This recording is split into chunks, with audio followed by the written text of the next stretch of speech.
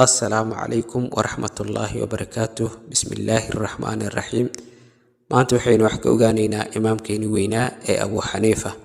Magaciisa wuxuu ahaa Nucmaan ibn Thaabit ibn Tamiim. Wuxuu dhashay sanadkii 8aad ee Hijriga. Wuxuu ahaa xilligiisa midkii uu yaqaanay fiqiga. Wuxuuna ahaa mid ka mid ah imaamyadii ugu qiimaha badnaa ee ay ku daydaan dhammaan muslimiinta.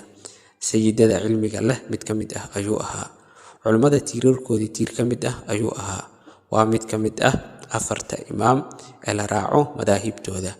wuxuuna ahaa imaamkii ugu hor dhintay afarta imaam, waayo wuxuu soo gaaray qaar ka mid ah saxaabadii rasuulka calayhi salaatu wasalaam.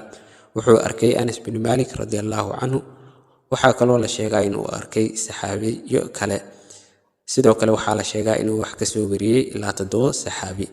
imaam Shaafici Allah u raxmaday wuxuu yiri qofkii raba in uu barto fiqiga wuxuu u baahan yahay imaam Abu Xaniifa. sidoo kale Sufyaan ath-Thawri iyo Abdullah ibn Mubarak waxay yiraahdeen imaam Abu Xaniifa wuxuu ahaa kan ugu fiqiga badan dadka dhulka jooga xilligiisa. waxa uu ahaa mid Qur'aan akhris badan. waxa uu dhintay sanadkii 150aad ee Hijriga. waxaa kaloo la sheegaa inuu dhintay sanadkii 151aad ee Hijriga. sidoo kale waxaa la sheegaa inuu geeriyooday sanadkii 153aad ee Hijriga.